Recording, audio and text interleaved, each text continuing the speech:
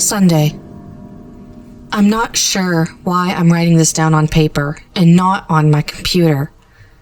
I guess I've just noticed some odd things. It's not that I don't trust the computer. I just need to organize my thoughts. I need to get down all the details somewhere objective, somewhere I know that what I write can't be deleted or changed. Not that that's happened. It's just everything blurs together here, and the fog of memory lends a strange cast to things. I'm starting to feel cramped in this small apartment. Maybe that's the problem. I just had to go and choose the cheapest apartment, the only one in the basement.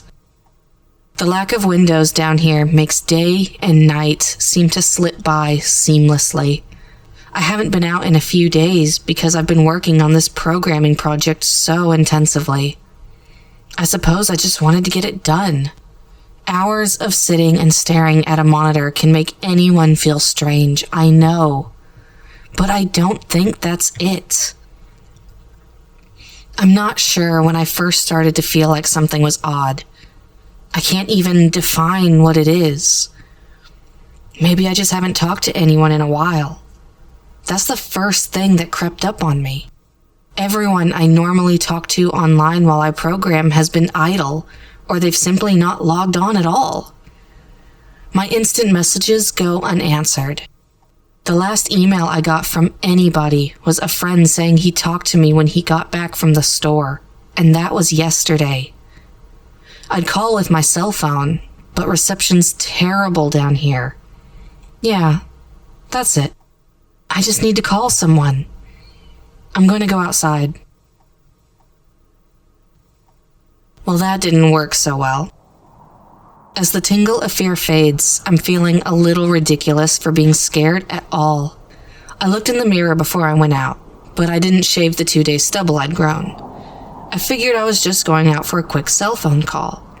I did change my shirt though, because it was lunchtime, and I guessed that I'd run into at least one person I knew. That didn't end up happening. I wish it did. When I went out, I opened the door to my small apartment slowly.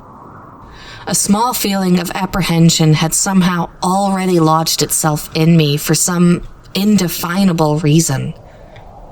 I chalked it up to having not spoken to anyone but myself for a day or two. I peered down the dingy gray hallway, made dingier by the fact that it was a basement hallway. On one end, a large metal door led to the building's furnace room. It was locked, of course. 2 dreary soda machines stood by it. I bought a soda from one the first day I moved in, but it had a 2-year-old expiration date. I'm fairly sure nobody knows those machines are even down here. Or my cheap landlady just doesn't care enough to get them restocked. I closed my door softly and walked the other direction, taking care not to make a sound. I have no idea why I chose to do that, but it was fun giving in to the strange impulse not to break the droning hum of the soda machines, at least for the moment. I got to the stairwell and took the stairs up to the building's front door. I looked through the heavy door's small square window and received quite the shock. It was definitely not lunchtime. City gloom hung over the dark street outside, and the traffic lights at the intersection in the distance blinked yellow. Dim clouds, purple and black from the glow of the city, hung overhead. Nothing moved, save the few sidewalk trees that shifted in the wind. I remember shivering, though I wasn't cold. Maybe it was the wind outside. I could vaguely hear it through the heavy metal door, and I knew it was that unique kind of late-night wind, the kind that was constant, cold and quiet, save for the rhythmic music it made as it passed through countless unseen tree leaves. I decided not to go outside. Instead, I lifted my cell phone to the door's little window and checked the signal meter. The bars filled the meter, and I smiled. Time to hear someone else's voice, I remember thinking, relieved. It was such a strange thing to be afraid of nothing. I shook my head, laughing at myself silently. I hit speed dial for my best friend Amy's number and held the phone up to my ear. It rang once, but then it stopped. Nothing happened. I listened to silence for a good 20 seconds, then hung up. I frowned and looked at the signal meter again. Still full. I went to dial her number again, and then my phone rang in my hand, startling me. I put it up to my ear. Hello? I asked, immediately fighting down a small shock at hearing the first spoken word in days, even if it was my own.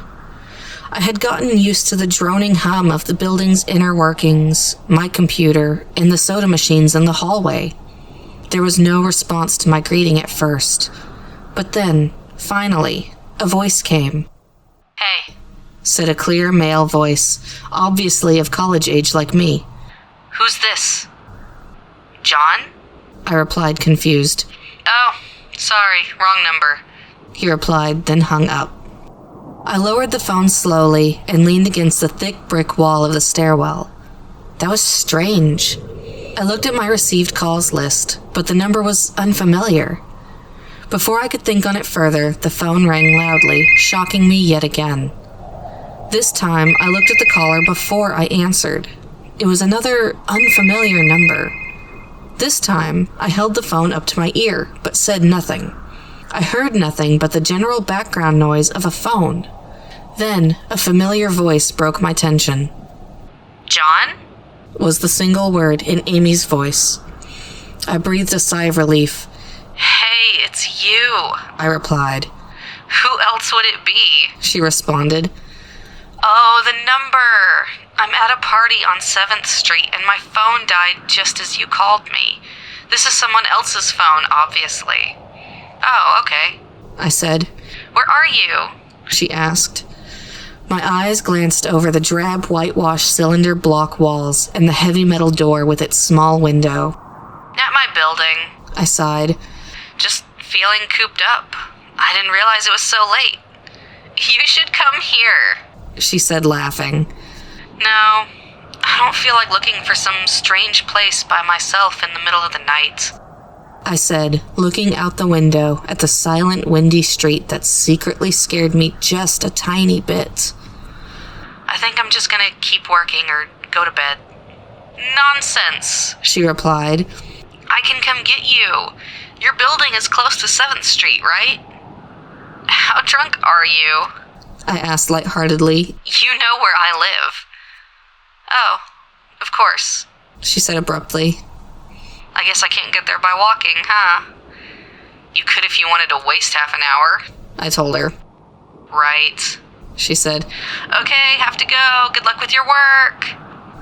I lowered the phone once more, looking at the numbers flash as the call ended. Then the droning silence suddenly reasserted itself in my ears. The two strange calls and the eerie street outside just drove home my aloneness in this empty stairwell. Perhaps from having seen too many scary movies, I had the sudden inexplicable idea that something could look in the door's window and see me. Some sort of horrible entity that hovered at the edge of aloneness, just waiting to creep up on unsuspecting people that strayed too far from other human beings.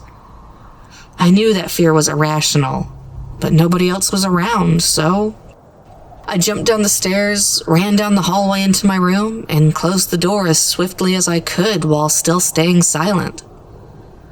Like I said, I feel a little ridiculous for being scared of nothing, and the fear has already faded. Writing this down helps a lot. It makes me realize that nothing is wrong. It filters out half-formed thoughts and fears and leaves only cold, hard facts. It's late. I got a call from a wrong number, and Amy's phone died, so she called me back from another number. Nothing strange is happening. Still, there was something a little off about that conversation. I know it could have been the alcohol she'd had. Or was it even her that seemed off to me? Or was it... Yeah, that was it. I didn't realize it until this moment, writing these things down. I knew writing things down would help. She said she was at a party, but I only heard silence in the background. Of course, that didn't mean anything in particular. She could have just gone outside to make the call. No, that couldn't be it either. I didn't hear the wind.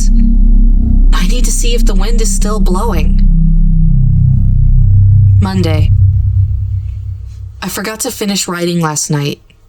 I'm not sure what I expected to see when I ran up the stairwell and looked out the heavy metal door's window. I'm feeling ridiculous. Last night's fears seem hazy and unreasonable to me now. I can't wait to go out into the sunlight. I'm going to check my email, shave, shower, and finally get out of here. Wait, I think I heard something. It was thunder. That whole sunlight and fresh air thing didn't happen. I went out into the stairwell and up the stairs, only to find disappointment. The heavy metal door's little window showed only flowing water as torrential rain slammed against it. Only a very dim, gloomy light filtered in through the rain, but at least I knew it was daytime, even if it was a gray, sickly, wet day.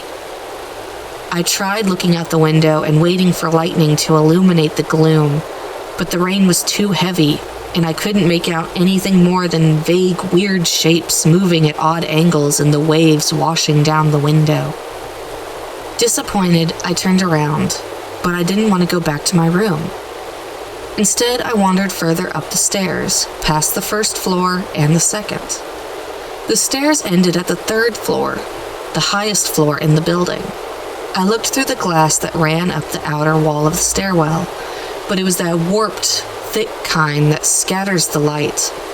Not that there was much to see through the rain to begin with. I opened the stairwell door and wandered down the hallway. The 10 or so thick wooden doors painted blue a long time ago were all closed. I listened as well, but it was the middle of the day, so I wasn't surprised that I heard nothing but the rain outside. As I stood there in the dim hallway, listening to the rain, I had the strange, fleeting impression that the doors were standing like silent granite monoliths, erected by some ancient forgotten civilization for some unfathomable guardian purpose. Lightning flashed, and I could have sworn that, for just a moment, the old grainy blue wood looked just like rough stone. I laughed at myself for letting my imagination get the best of me. But then it occurred to me that the dim gloom and lightning must mean that there was a window somewhere in the hallway. A vague memory surfaced, and I suddenly recalled that the third floor had an alcove and an inset window halfway down the floor's hallway. Excited to look out into the rain and possibly see another human being, I quickly walked over to the alcove, finding the large, thin glass window. Rain washed down it, as with the front door's window, but I could open this one. I reached a hand out to slide it open, but hesitated. I had the strangest feeling that if I opened that window, I would see something absolutely horrifying on the other side. Everything's been so odd lately, so I came up with a plan, and I came back here to get what I needed. I don't seriously think anything will come of it, but I'm bored, it's raining, and I'm going stir-crazy. I came back to get my webcam. The cord isn't long enough to reach the third floor by any means, so instead I'm going to hide it between the 2 soda machines in the dark end of my basement hallway, run the wire along the wall and under my door, and put black duct tape over the wire to blend it in with the black plastic strip that runs along the base of the hallway's walls. I know this is silly, but I don't have anything better to do. Well, nothing happened. I propped open the hallway to stairwell door, steeled myself, then flung the heavy front door wide open and ran like hell down the stairs to my room and slammed the door. I watched the webcam on my computer intently, seeing the hallway outside my door and most of the stairwell. I'm watching it right now, and I don't see anything interesting. I just wish the camera's position was different so that I could see the front door. Hey, somebody's online. I got out an older, less functional webcam that I had in my closet to video chat with my friend online. I couldn't really explain to him why I wanted to video chat, but it felt good to see another person's face. He couldn't talk very long, and we didn't talk about anything meaningful, but I feel much better.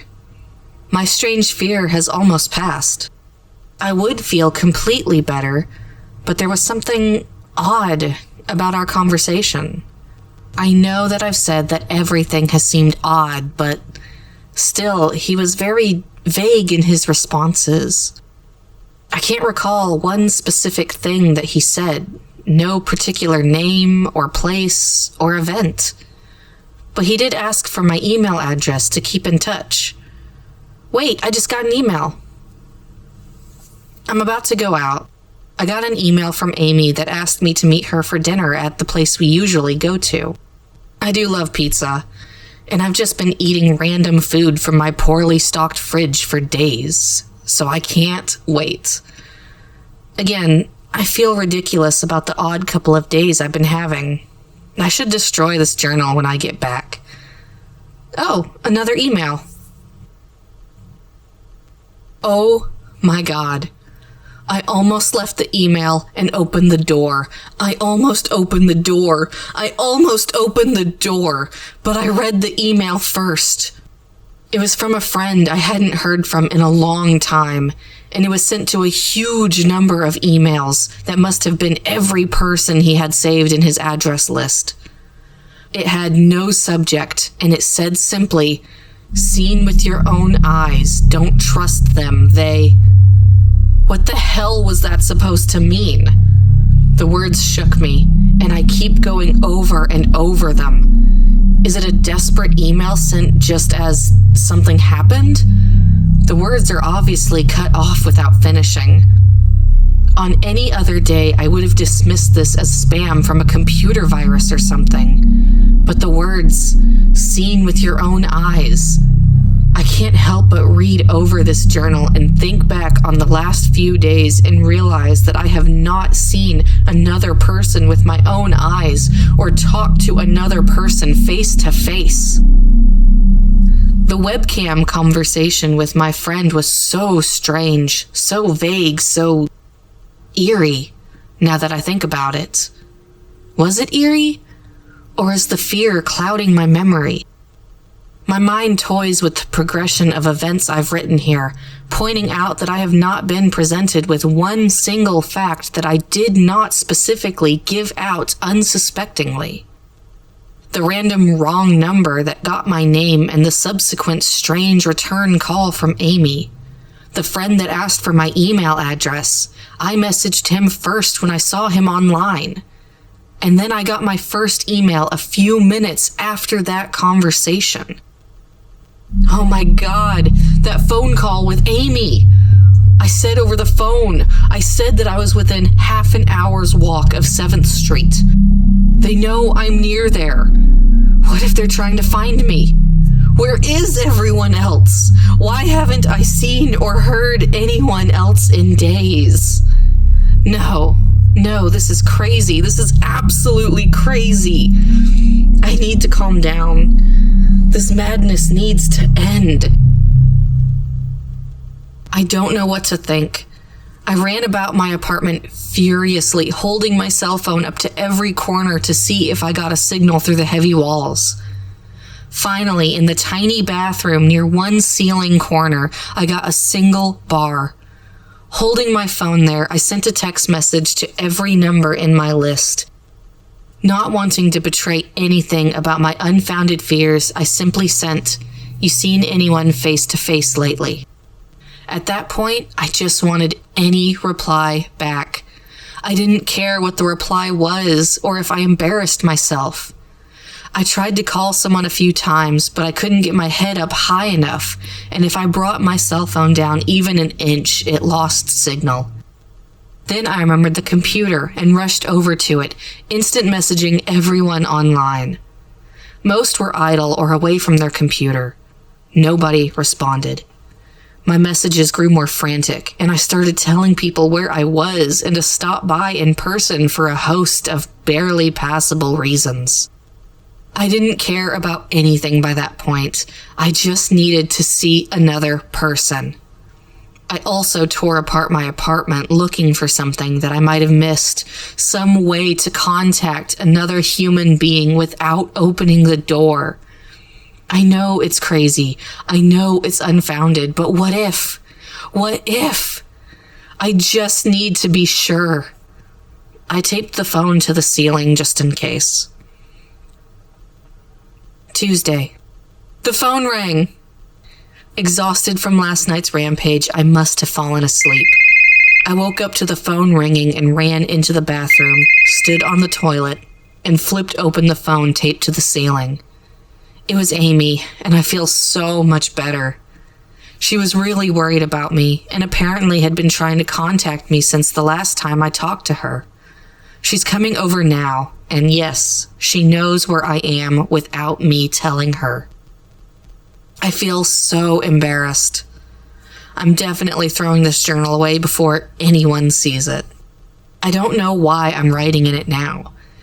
Maybe it's just because it's the only communication I've had at all since God knows when.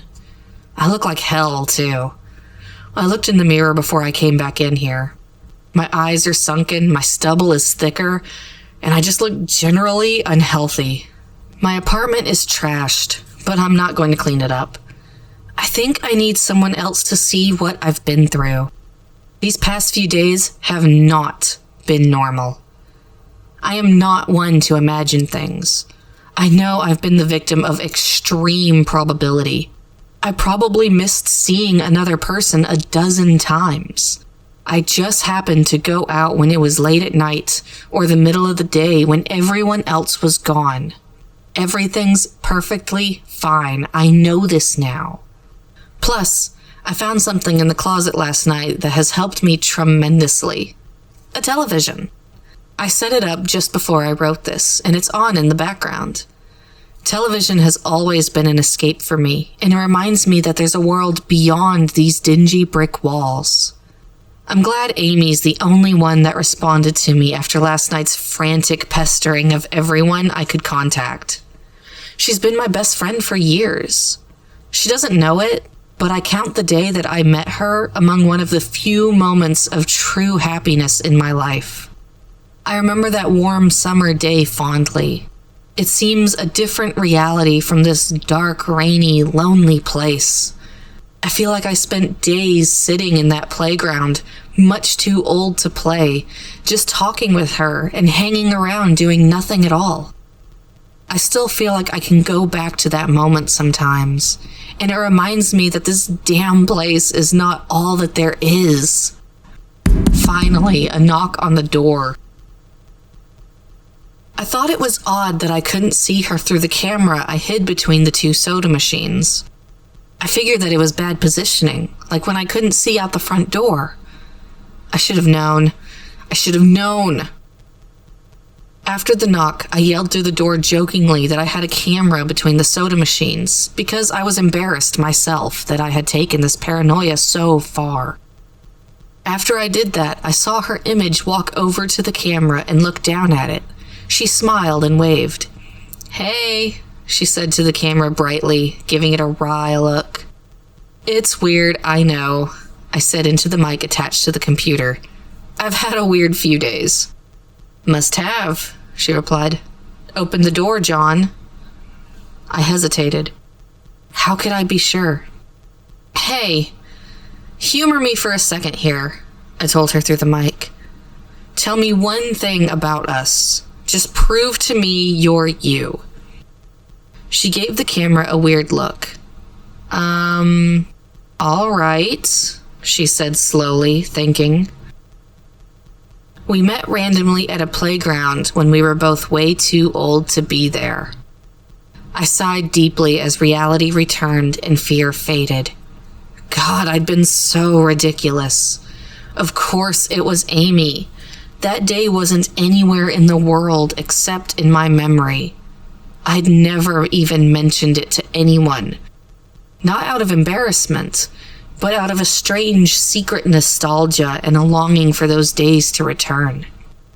If there was some unknown force at work trying to trick me, as I feared, there was no way they could know about that day. All right, I'll explain everything, I told her. Be right there. I ran to the small bathroom and fixed my hair as best as I could.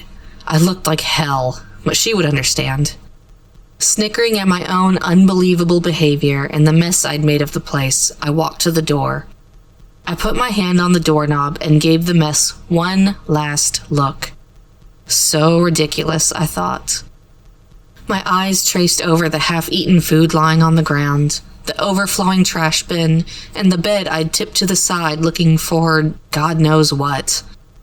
I almost turned to the door and opened it, but my eyes fell on one last thing. The old webcam, the one I used for that eerily vacant chat with my friend. Its silent black sphere lay haphazardly tossed to the side, its lens pointed at the table where this journal lay.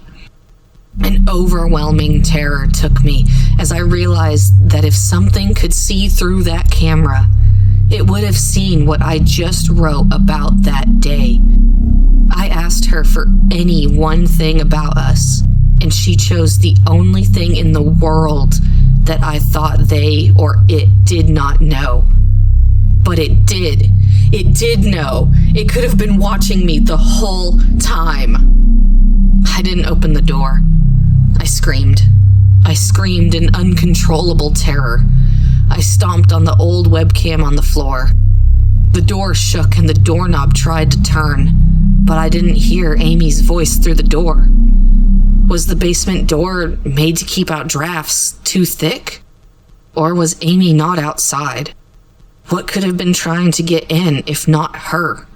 What the hell is out there? I saw her on my computer through the camera outside. I heard her on the speakers through the camera outside, but was it real? How can I know? She's gone now. I screamed and shouted for help. I piled up everything in the apartment against the front door. Friday. At least, I think it's Friday. I broke everything electronic. I smashed my computer to pieces. Every single thing on there could have been accessed by network access or worse, altered. I'm a programmer, I know. Every little piece of information I gave out since this started, my name, my email, my location, none of it came back from outside until I gave it out. I've been going over and over what I wrote. I've been pacing back and forth, alternating between stark terror and overpowering disbelief. Sometimes I'm absolutely certain some phantom entity is dead set on the simple goal of getting me to go outside. Back to the beginning with the phone call from Amy, she was effectively asking me to open the door and go outside. I keep running through it in my head. One point of view says I've acted like a madman, and all of this is extreme convergence of probability. Never going outside at the right times by pure luck, never seeing another person by pure chance, getting a random nonsense email from some computer virus at just the right time. The other point of view says that extreme convergence of probability is the only reason that whatever's out there hasn't gotten me already. I keep thinking, I never opened the window on the 3rd floor. I never opened the door until that incredibly stupid stunt with the hidden camera, after which I ran straight to my room and slammed the door. I haven't opened my own solid door since I flung open the front door of the building. whatever is out there, if anything's out there, never made an appearance in the building before I opened the front door. Maybe the reason it wasn't in the building already was that it was elsewhere getting everyone else. And then it waited until I betrayed my existence by trying to call Amy, a call that didn't work until it called me and asked me my name. Terror literally overwhelms me every time I try to fit the pieces of this nightmare together. That email, short, cut off, was it from someone trying to get word out? Some friendly voice desperately trying to warn me before it came. Seen with my own eyes, don't trust them. Exactly what I've been so suspicious of. It could have masterful control of all things electronic, practicing its insidious deception to trick me into coming outside. Why can't it get in? It knocked on the door. It must have some solid presence. The door. The image of those doors in the upper hallway as guardian monoliths flashes back in my mind every time I trace this path of thoughts. If there is some phantom entity trying to get me to go outside, maybe it can't get through doors. I keep thinking back over all the books I've read or movies I've seen, trying to generate some explanation for this. Doors have always been such intense foci of human imagination, always seen as wards or portals of special importance. Or perhaps the door's just too thick. I know that I couldn't bash through any of the doors in this building, let alone the heavy basement ones. Aside from that, the real question is, why does it even want me? If it just wanted to kill me, it could do it any number of ways, including just waiting until I starve to death. What if it doesn't want to kill me? What if it has some far more horrific fate in store for me? God, what can I do to escape this nightmare? A knock on the door. I told the people on the other side of the door I need a minute to think and I'll come out. I'm really just writing this down so I can figure out what to do. At least this time I heard their voices. My paranoia, and yes, I recognize I'm being paranoid, has me thinking all sorts of ways that their voices could be faked electronically. There could be nothing but speakers outside simulating human voices. Did it really take them 3 days to come talk to me? Amy is supposedly out there, along with 2 policemen and a psychiatrist. Maybe it took them 3 days to think of what to say to me. The psychiatrist's claim could be pretty convincing if I decided to think this has all been a crazy misunderstanding and not some entity trying to trick me into opening the door. The psychiatrist has an older voice, authoritarian but still caring. I liked it. I'm desperate just to see someone with my own eyes. He said I have something called psychosis, and I'm just one of a nationwide epidemic of thousands of people having breakdowns triggered by a suggestive email that got through somehow. I swear he said got through somehow.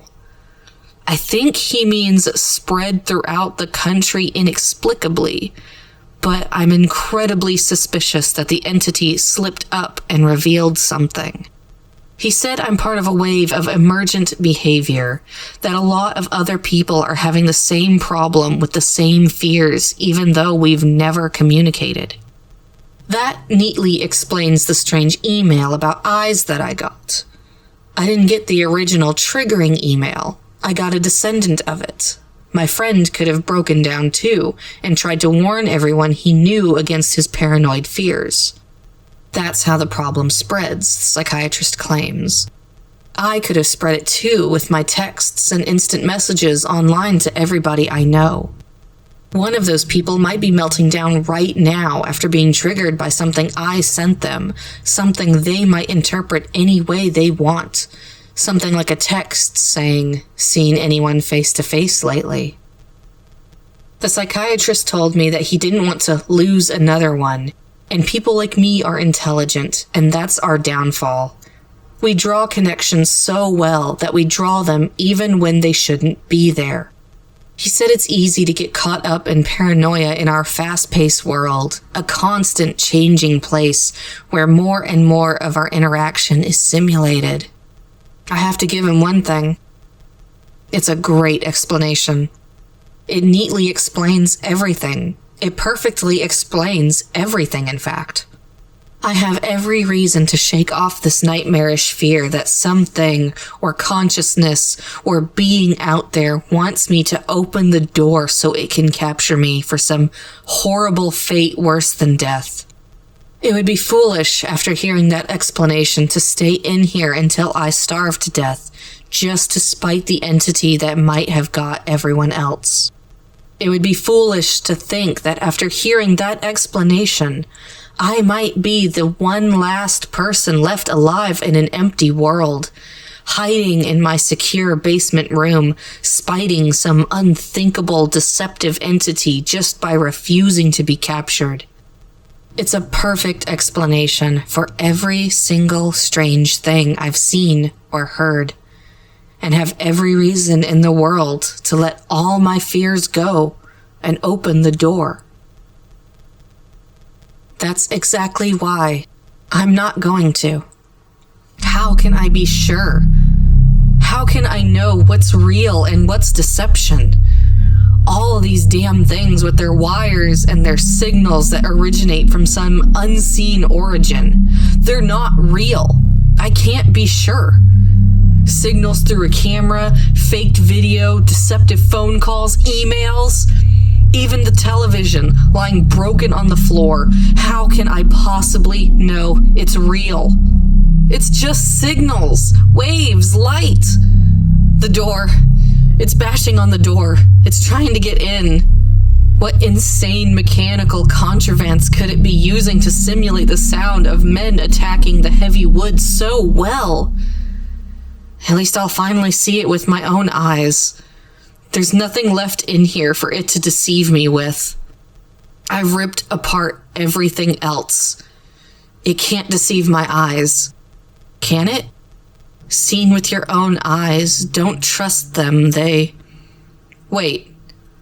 Was that desperate message telling me to trust my eyes?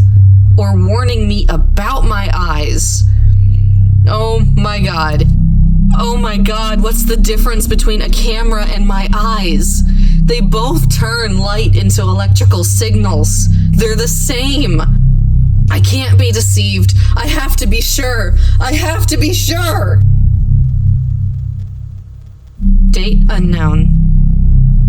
I calmly asked for paper and a pen, day in and day out, until it finally gave them to me. Not that it matters. What am I gonna do? Poke my eyes out? The bandages feel like part of me now. The pain is gone. I figure this will be one of my last chances to write legibly, as, without my sight to correct mistakes, my hands will slowly forget the motions involved. This is sort of a self-indulgence, this writing. It's a relic of another time, because I'm certain everyone left in the world is dead, or something far worse. I sit against the padded wall day in and day out. The entity brings me food and water. It masks itself as a kind nurse, as an unsympathetic doctor. I think it knows that my hearing has sharpened considerably now that I live in darkness. It fakes conversations in the hallways on the off chance that I might overhear. One of the nurses talks about having a baby soon. One of the doctors lost his wife in a car accident. None of it matters. None of it is real. None of it gets to me anymore. Not like she does. That's the worst part. The part I almost can't handle. The thing comes to me, masquerading as Amy. Its recreation is perfect. It sounds exactly like Amy, feels exactly like her. It even produces a reasonable facsimile of tears that it makes me feel on its lifelike cheeks. When it first dragged me here, it told me all the things I wanted to hear.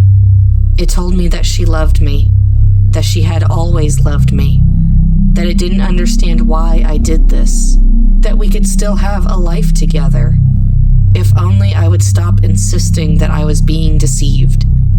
It wanted me to believe. No, it needed me to believe that she was real. I almost fell for it. I really did. I doubted myself for the longest time. In the end, though, it was all too perfect, too flawless, and too real.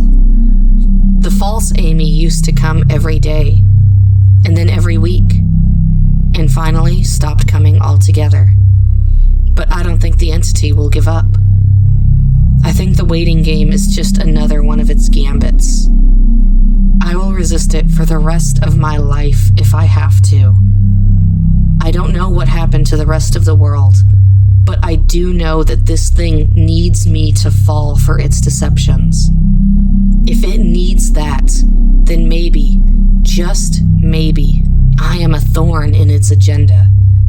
Maybe Amy is still alive out there somewhere, kept alive only by my will to resist the deceiver. I hold on to that hope, rocking back and forth in my cell to pass the time. I will never give in. I will never break. I am a hero. The doctor read the paper the patient had scribbled on. It was barely readable, written in the shaky script of one who could not see. He wanted to smile at the man's steadfast resolve, a reminder of the human will to survive, but he knew that the patient was completely delusional. After all, a sane man would have fallen for the deception long ago. The doctor wanted to smile. He wanted to whisper words of encouragement to the delusional man. He wanted to scream. But the nerve filaments wrapped around his head and into his eyes made him do otherwise. His body walked into the cell like a puppet and told the patient once more that he was wrong and that there was nobody trying to deceive him.